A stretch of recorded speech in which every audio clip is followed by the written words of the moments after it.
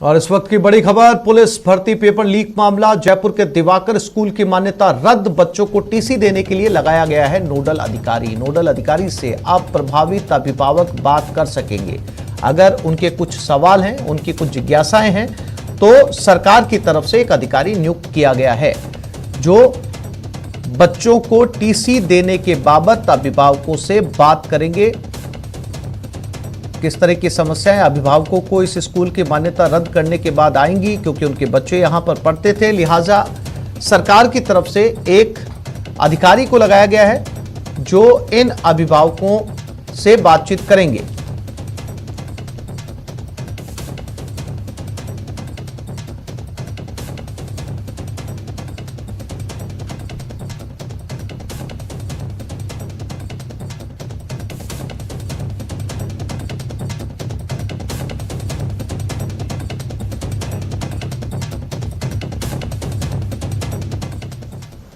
राज्यसभा का रण, कांग्रेस ने प्रत्याशी घोषित कर दिए हैं। कांग्रेस ने राजस्थान के किसी नेता को टिकट नहीं दिया। मुख्यमंत्री के सलाहकार संयम लोढ़ा ने सवाल उठाए हैं। संयम लोढ़ा ने ट्वीट कर सवाल किया है, प्रदेश से प्रत्याशी नहीं बनाने के क्या कारण हैं?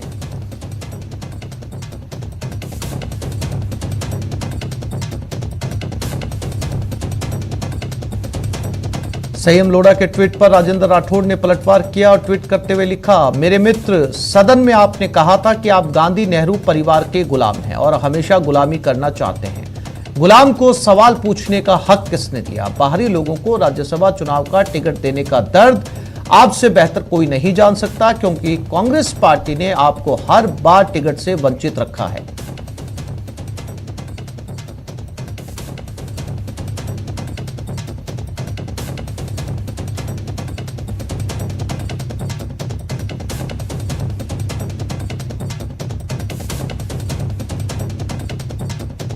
उम्मीदवारों की लिस्ट पर राजस्थान से कांग्रेस विधायक संयम लोढ़ा ने असंतोष जताया। उन्होंने ट्वीट किया, कांग्रेस पार्टी को यह बताना चाहिए कि राजस्थान के किसी भी कांग्रेस नेता कार्यकर्ता को राज्यसभा चुनाव में प्रत्याशी नहीं बनाने के क्या कारण हैं।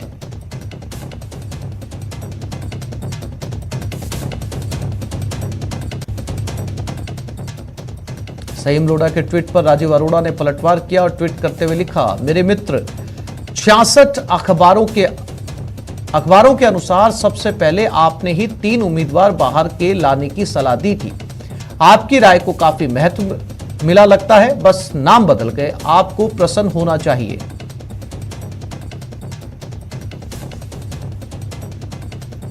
राजीव अरोड़ा के ट्वीट पर संयम लोढ़ा ने फिर पलटवार किया, मैंने राय राष्ट्रीय संदर्भ में दी थी, न दिल्ली को समझ आई और न मेरे बड़े भाई राजीव अरोड़ा को।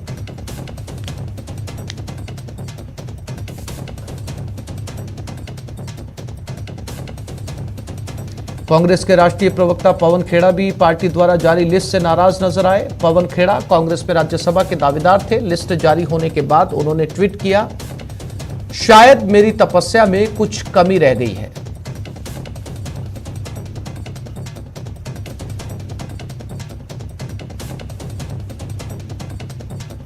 कांग्रेस नेता नगमा ने पवन खेड़ा के ट्वीट को रीट्वीट किया, हमारी भी 18 साल की तपस्या कम पड़ गई इमरान भाई के आगे।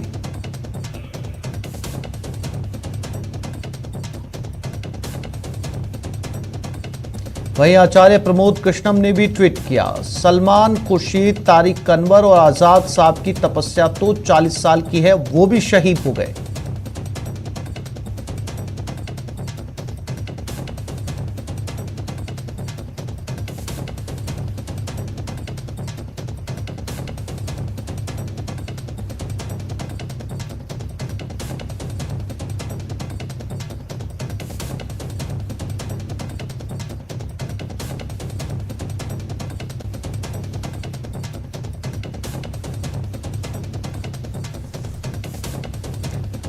तो लगातार ट्वीट वॉर सोशल मीडिया के ऊपर। कांग्रेस ने राज्यसभा उम्मीदवारों की लिस्ट जारी कर दी है जो कांग्रेस की तरफ से राज्यसभा में चुनकर जाएंगे और इसको लेकर अब घमासान मचा हुआ है।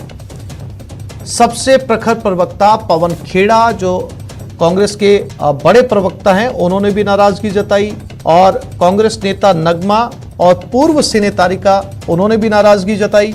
संयम लोढ़ा ने भी नाराजगी जताई। बीजेपी ने राजस्थान से इस बार घनश्याम तिवाड़ी को राज्यसभा भेजने का फैसला किया है। नाम के ऐलान के साथ ही तिवाड़ी के घर पर जश्न शुरू हो गया। जमकर आतिशबाजी हुई, लड्डू बांटे गए। राज्यसभा उम्मीदवार बनाए जाने पर तिवाड़ी ने कहा कि वो पार्टी की उम्मीदों पर खरा उतरेंगे।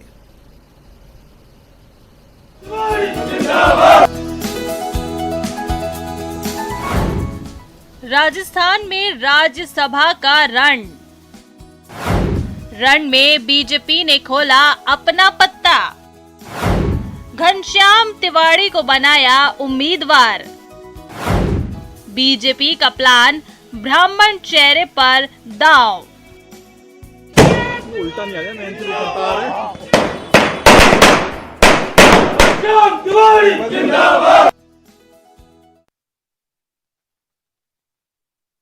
हेलो। उस रण के टिकट मिलने की है जिसकी मुहर घनश्याम तिवाड़ी के नाम पर लगी है। राज्यसभा के रण में बीजेपी ने जयपुर से दिल्ली तक मंथन के बाद राजस्थान में ब्राह्मण चेहरे पर दांव लगाया है। इस चुनाव में अब की बार बीजेपी ने अपना उम्मीदवार घनश्याम तिवाड़ी को बनाया और उनको राजस्थान से राज्यसभा भेजने का फैसला किया है। इस भरोसे के लिए तिवाड़ी ने भी प्रदेश और राष्ट्रीय आलाकमान को धन्यवाद दिया और कहा कि वो पार्टी और जनता की उम्मीदों पर खरा उतरने की पूरी कोशिश करेंगे। पार्टी ने जो मेरे पर विश्वास किया है उसके लिए मैं पार्टी के केंद्रीय नेतृत्व के प्रति आभार प्रकट करता हूं, उनका ऋणी हूं और प्रदेश नेतृत्व के प्रति भी बहुत बहुत आभार प्रकट करता हूं और मैं उनके प्रति कृतज्ञ हूं कि उन्होंने मुझे ये काम दिया है। मैं इसको निष्ठापूर्वक निर्वहन करूंगा। उधर तिवाड़ी की उम्मीदवारी का ऐलान हुआ। इधर 9 साल बाद तिवाड़ी के घर पर जश्न शुरू हो गया। जमकर आतिशबाजी हुई, लड्डू खिलाए गए और बधाई का सिलसिला शुरू हो गया। राजस्थान में राज्यसभा की 4 सीटों पर चुनाव हो रहा है। बीजेपी ने जिन घनश्याम तिवाड़ी पर भरोसा जताया है वो राजस्थान की राजनीति में दिग्गज नेता माने जाते हैं। बात सियासी सफर की करें तो 1947 में हुआ घनश्याम तिवाड़ी का जन्म। राजनीति में 45 साल से ज्यादा का अनुभव। वसुंधरा सरकार में 2003 से 2008 तक शिक्षा मंत्री रहे। 3 बार लगातार सांगानेर से विधायक रहे। 2013 विधानसभा चुनाव में सबसे अधिक मतों से जीते। कुछ समय पहले दीनदयाल वाहिनी नाम से पार्टी बनाई। इसके बाद कांग्रेस में चले गए थे घनश्याम तिवाड़ी।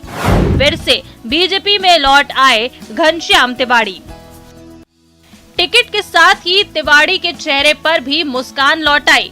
बोले तमाम पुरानी बातें भूलकर अब पीएम मोदी के विजन को जन जन तक पहुंचाना है। भारतीय जनता पार्टी में जन्म के साथ हूं, संघ के कारण से और विचारधारा के कारण से। और मैंने बहुत लंबे समय तक पार्टी के भिन्न भिन्न पदों पर काम किया। पार्टी ने मुझे बहुत अवसर दिया है और अब पार्टी ने जो नया अवसर दिया है मैं उसके अनुरूप काम करूंगा और पार्टी की जो अपेक्षाएं हैं उनको पूर्ण करूंगा। बीजेपी के ब्राह्मण प्लान पार्टी का ब्राह्मण जनाधार बढ़ेगा, जिसका फायदा 2024 बीजेपी को मिल सकता है। लेकिन फिलहाल राज्यसभा के इस रण में 2 सीटों पर कांग्रेस का कब्जा तय है, जबकि 1 सीट पर बीजेपी की फतह होगी। लेकिन दिलचस्प मुकाबला 4थी सीट के लिए होगा, जिसके लिए दोनों दल गठजोड़ की राजनीति में पूरा दम दिखाएंगे। बाबूलाल धायल, न्यूज़ 18 राजस्थान। गंगानगर के श्री विजयनगर पालिका के वार्ड नंबर 7 में रविवार को हुए उपचुनाव का परिणाम घोषित कर दिया गया। यहां बीजेपी की रानी देवी पार्षद पद पर निर्वाचित हुई हैं। उन्होंने कांग्रेस की आशा देवी को 9 वोटों से हराया है। भाजपा की रानी देवी के 9 वोटों से विजय घोषित होने के बाद बीजेपी कार्यकर्ताओं में जश्न का माहौल है और रंग गुलाल खेलकर जीत का जश्न मनाया जा रहा है। आपको बता दें कि इस चुनाव में बीजेपी की रानी देवी को 233 वोट मिले हैं, जबकि कांग्रेस की आशा देवी को 224 मत मिले हैं। वहीं 8 मतदाताओं ने नोटा का भी इस्तेमाल किया है।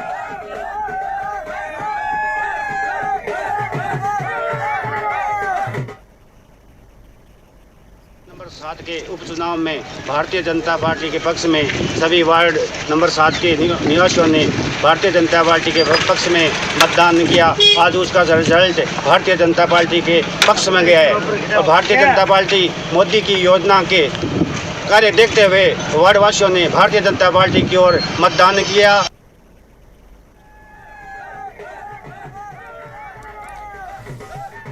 तो गंगानगर में 9 वोटों से बीजेपी की जीत दर्ज हुई है। बीजेपी की जीत पर कार्यकर्ताओं ने यहां पर जश्न भी मनाया है।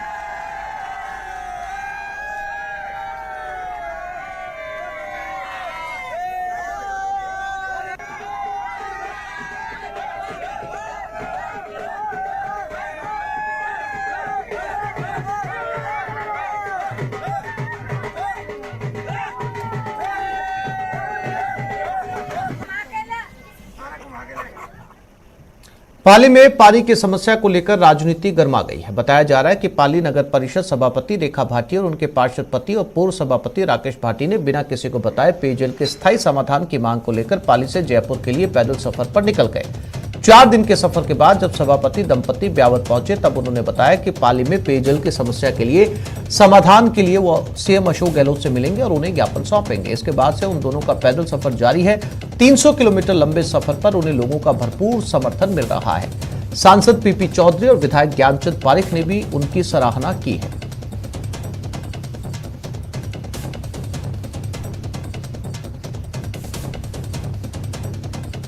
पाली शहर की प्रमुख समस्या पेयजल की समस्या के स्थायी समाधान को लेकर पाली चेयरमैन रेखा राकेश भाटी जयपुर के लिए पैदल रवाना हुए और मुख्यमंत्री से इसकी स्थायी समाधान की मांग को लेकर मुख्यमंत्री को ज्ञापन सौंपेंगे। रेखा राकेश भाटी से चर्चा करते हैं कि क्या है मांग आपकी प्रमुख तौर पे। हमारी एक ही मांग है कि हमारे पाली शहर में स्थायी पाइपलाइन आ जाए जिससे आमजन को राहत मिल सके, क्योंकि अभी गर्मी का समय है और इस समय पानी की बड़ी पेयजल की जो विकट बहुत समस्या है उसके समाधान के लिए ही हमने ये। राकेश जी क्या मांग रहे हैं कि किस तरीके से ये क्या है जयपुर यात्रा? हमारी ये पैदल यात्रा 300 किलोमीटर जयपुर की पाली शहर के अंदर स्थायी समाधान पानी की पाइपलाइन का। हर 2-3 साल के अंदर पाली के अंदर पानी की समस्या रहती है, तो फिर वो ट्रेन द्वारा पानी आता है। करोड़ रुपये 15 से 20 करोड़ रुपये ट्रेन के अंदर खर्च हो जाता है और पैसा बर्बाद होता है, कोई मतलब नहीं है। अब ये स्थायी समाधान हो जाएगा, जोधपुर से पानी आ जाएगा तो ये पैसा भी बचेगा और पाली की जनता को राहत भी मिलेगी। इनका उद्देश्य है कि पाली को पेयजल समस्या से निजात मिले और इसका स्थायी समाधान हो। श्याम चौधरी, न्यूज़ 18 पाली। ये जो 1 महीने का ये क्रूशियल समय हमारे पास जो कठिन समय है, उसमें पाइपलाइन के जरिए पानी तो कोई भी सरकार नहीं पहुंचा सकती, चाहे कुछ भी कर दे। अभी तो यहाँ के जो अपने लोकल रिसोर्सेज हैं उनका बेहतर उपयोग करके अपनी ओर से संसाधन लगाकर, परिस्थिति की ओर से टैंकर लगाकर जहाँ जहाँ पेयजल का संकट पैदा हो रहा है, जहाँ कमी है वहाँ टैंकरों के माध्यम से पानी भेजते और उसके बाद में जब ये समय समाप्त हो जाता तो हम सब मिलकर संघर्ष करते तो शायद बेहतर परिणाम आता। राजस्थान में प्रचंड गर्मी का प्रकोप। नौतप्पा से राजस्थान में पारा 45 के पार, आसमान से आग बरस रही है। प्रचंड गर्मी का प्रकोप जारी है। कई जिलों में पारा 45 के पार जा चुका है। प्रदेश में हीट वेव तेज हो गई है और लोगों का जीना मुहाल हो गया है।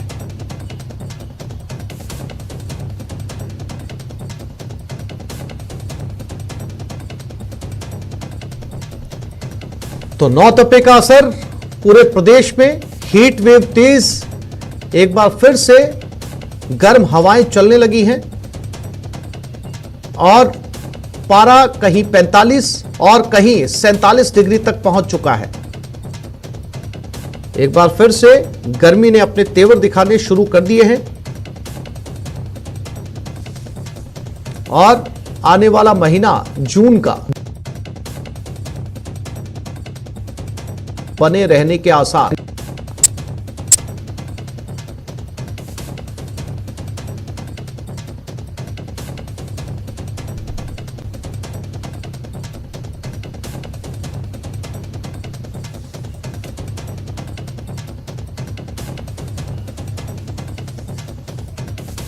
और पूरे प्रदेश में गर्मी के क्या है हाल, आम आदमी को कितनी मुश्किलों का सामना करना पड़ रहा है हीट वेव में, इसके लिए अलग अलग जगह से जानकारी देंगे हमारे साथी। जयपुर से सौरभ गृहस्थी, जैसलमेर से श्रीकांत व्यास और गंगानगर से हमारे साथ अशोक शर्मा जुड़ गए। सबसे पहले रुक करते हैं राजधानी जयपुर का।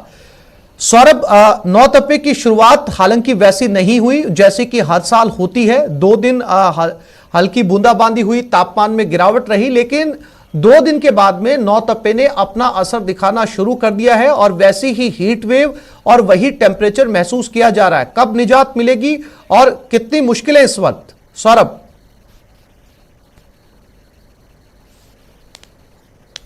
जी बिल्कुल, देखिए 28 मई को मौसम विभाग ने ये भी कहा था कि पश्चिम विक्षोभ सक्रिय होगा, लेकिन ऐसा हुआ नहीं और बदस्तूर गर्मी का दौर लगातार जारी है। प्रदेश के कुछ इलाकों में पारा 45 डिग्री सेल्सियस तक जो है वो पहुंच चुका है। इस वक्त राजधानी जयपुर में भी गर्मी का जो दौर है वो लगातार जारी है। हल्की हवाओं का दौर इस बीच देखने को मिल रहा है और हीट वेव जो है वो फिलहाल राजधानी में देखने को नहीं मिल रही है। लेकिन आज जिस प्रकार से मौसम विभाग ने पूर्वानुमान जताया कि भरतपुर संभाग को छोड़कर प्रदेश के तमाम हिस्सों में मौसम जो है वो शुष्क रहेगा, साफ रहेगा, यानी सीधी धूप जो है वो पड़ेगी और भरतपुर संभाग में भी छूट-फूट स्थानों पर मेघ गर्जन हो सकते हैं, वो भी बहुत कम जो है वो उसकी इंटेंसिटी रहने वाली है। यानी प्रदेश के तमाम हिस्सों में गर्मी का दौर ये लगातार जारी रहेगा। इसके साथ ही जोधपुर और बीकानेर संभाग में मौसम विभाग का कहना है कि धूल भरी हवाएं जो है वो चल सकती हैं। अलग अलग जिलों में धूल भरी हवाएं चलने के साथ मेघ गर्जन जो है वो हो सकते हैं। लेकिन जिस प्रकार से अब मौसम विभाग का कहना है कि गर्मी जो है वो धीरे धीरे कम होने लगेगी। आज प्रदेश के अधिकांश हिस्सों में पारा 45 डिग्री सेल्सियस से कम रहने के आसार हैं और इसके कारण से हीट वेव कम से कम नहीं देखने को मिलेगी। यानी अब राहत की ओर जो है वो राजस्थान बढ़ता जा रहा है। आने वाले दिनों में मौसम विभाग का यह भी कहना है कि प्री मानसून एक्टिविटीज जो है वो प्रदेश में शुरू हो सकती हैं। संभवतः 10 जून के आसपास जो है वो प्री मानसून एक्टिविटीज शुरू हो सकती है। जिस प्रकार से मानसून ने देश में 3 दिन पहले जो है वो दस्तक दी है, तो ऐसी उम्मीद की जानी चाहिए कि राजस्थान में भी मानसून जो है वो जल्दी जो है वो दस्तक देगा। आमतौर पर राजस्थान में मानसून जो है वो 25 जून के आसपास जो है वो दस्तक देता है, तो ऐसे में संभावना व्यक्त की जा रही है कि 20 जून के आसपास जो है वो मानसून राजस्थान में पहुंच सकता है। तो उससे पहले प्री मानसून एक्टिविटीज़ होंगी, कई तरह से धूल भरी हवाएं चलेंगी, कई इलाकों में हल्की बारिश भी देखने को मिल सकती है। तो अब जिस प्रकार से मार्च, अप्रैल और मई का जो महीना था वो लगभग बीत चुका है और अब जून में जैसे ही प्रवेश होगा ऐसे ही गर्मी से धीरे धीरे निजात जो है वो प्रदेशवासियों को मिलने वाली है। जी आसिफ। बिल्कुल सौरभ, इसे राहत की खबर कहा जा सकता है। जैसलमेर की तरफ रुख करते हैं। श्रीकांत व्यास हमारे साथ जुड़ गए। श्रीकांत, जैसलमेर अपने रेगिस्तानी धोरों के लिए पूरी दुनिया में जाना जाता है और ऐसे टेम्परेचर में जहां पर तापमान 47 डिग्री के आसपास बना हुआ है, रेतीले धोरे ज्यादा तपने लगते हैं। क्या स्थिति है जैसलमेर में नौतपे की और आम लोग क्या बाहर निकलने से बच रहे हैं? आसिफ, मैं बता दूं कि नौतपा जिस तरह शुरुआत हुई थी वो उतनी शानदार और नहीं थी, लेकिन अब जो है वो गर्मी का असर देखने को मिल रहा है। आज का अधिकतम तापमान की बात करें तो मौसम विभाग का कहना है कि तापमान जरूर 45 डिग्री जो है वो एक एवरेज रहने वाला है, लेकिन जब बात करते हैं ग्रामीण एरिया की, रेगिस्तानी धोरों की, सम की ओर की या फिर बॉर्डर के एरियो की जहाँ पर रेत की बाउंडर उड़ते हैं और हीट वेव चलती है, तो ये तापमान की जो एहसास है वो 50 डिग्री से अधिक का रहता है। इन दिनों जो है वो शहरी तापमान की बात करें तो शहर के अंदर जो बसावट है वो ऐसी है कि वहाँ इतनी गर्मी महसूस नहीं होती है। टेम्परेचर जरूर डाउन रहता है, लेकिन उसके बावजूद भी टेम्परेचर का जो है वो 40 और 42 रहता है। अभी मैं जो है वो कलेक्टर परिसर में हूँ, कचहरी परिसर में हूँ, जहाँ पर सामान्यतः भीड़ रहती है, लोगों के खड़े होने की जगह नहीं होती क्योंकि सारे कार्यालय जो है इसी श्रेणी में है। लेकिन अभी जो है वो स्थितियाँ कुछ अलग है। केवल जो है वो, और जैसे जैसे 12 बजेगी तो यहाँ पर सन्नाटा सा पसरेगा और 1 बजे के बाद तो यहाँ पर कोई देखने को भी नहीं मिलेगा। कुछ लोग हैं छतरी लगाकर बैठे, उनसे बात करते हैं। कितनी गर्मी, नौतपे का कैसा? यहाँ पे बहुत ज्यादा गर्मी है और लोग 12 बजे के बाद अपने घरों में जाते हैं। 12 बजे के बाद कोई भी कचहरी परिसर में नहीं दिखता क्योंकि तापमान बहुत ज्यादा है। इसके कारण लोग गर्मी के अंदर घरों पर रहना पसंद करते हैं। गर्मी से बचने के लिए क्या कुछ प्रयास कर रहे हैं? जैसे आपने छतरी लगा रखी है, और क्या कुछ व्यवस्था? पानी की ठंडे की व्यवस्था है, छतरी लगा के बैठे और क्या करें, मजबूरी है, क्या करें, 50 डिग्री टेम्परेचर बहुत यार, क्या कर सकते हैं। गर्मी जो है वो आसिफ लोगों को परेशान कर रही है। और मैं भी बता दूं कि जो हमारा लाइव स्मार्ट किट है, जो मोजो है, वो भी कई बार हीट हो जाता है क्योंकि गर्मी बहुत ज्यादा है। कहीं ना कहीं जो सरकारी उपकरण है वो उपकरण, जो इलेक्ट्रॉनिक के उपकरण है, वो भी कहीं ना कहीं हीट की वजह से जो है वो कई बार बंद पड़ जाते हैं। मैं यहाँ की तस्वीरें और दिखाना चाहूंगा। कुछ और लोग हैं गर्मी से परेशान है, हर जगह जो है वो कोई छतरी लगा कर बैठा है, तो कोई जो है वो पेड़ की छांव देख रहा है। इक्का दुक्का लोग जो है वो घरों से बाहर सड़कों पर दिखेंगे। ये तो कार्यालय परिसर है। आज जो है वो वर्किंग डे होने के बावजूद इतनी कम भीड़ कहीं ना कहीं साफ बयां करती है कि लोग किस तरह परेशान है। देखिए हर किसी के चेहरे पर एक अलग सी जो है वो मायूसी इस गर्मी की वजह से, क्योंकि आदमी परेशान हो जाता है। कुछ लोग हैं, उनसे बातचीत करते हैं। इन दिनों कैसी गर्मी जो है जैसलमेर में, कैसी गर्मी है ग्रामीण इलाकों में, कैसी गर्मी? बहुत भयंकर है। जैसलमेर जिले में, पश्चिम राजस्थान में, यहाँ सबसे ज्यादा गर्मी पड़ रही है। 50 डिग्री के आसपास टेम्परेचर रहता है। लोगों का जीना मतलब दुश्वार हो गया है। ठीक है, ग्रामीण इलाकों की बात बिल्कुल आम लोगों की परेशानी को श्रीकांत समझा जा सकता है कि किस तरीके से जो है आपके आसपास मौजूद लोग बता रहे हैं कि वो सुबह सुबह अपना काम खत्म करते हैं और 12 बजे जो है वो किसी भी तरीके से अपने घर लौट जाते हैं क्योंकि तापमान लगातार बढ़ रहा है। कुछ तस्वीरें गंगानगर की भी देख लेते हैं। अशोक हमारे साथ बने हुए हैं। अशोक, गंगानगर की तस्वीरें क्या है, तापमान वहां पर क्या है और कैसे आम आदमी जो है वो जल्दी से जल्दी गंगानगर में अपना काम खत्म करता है, घर की तरफ लौट जाता है? क्योंकि नौतपे की जैसी शुरुआत हुई थी उतनी ज्यादा गर्मी नहीं थी, लेकिन अब एक बार फिर से नौतपा रंग दिखाने लगा है।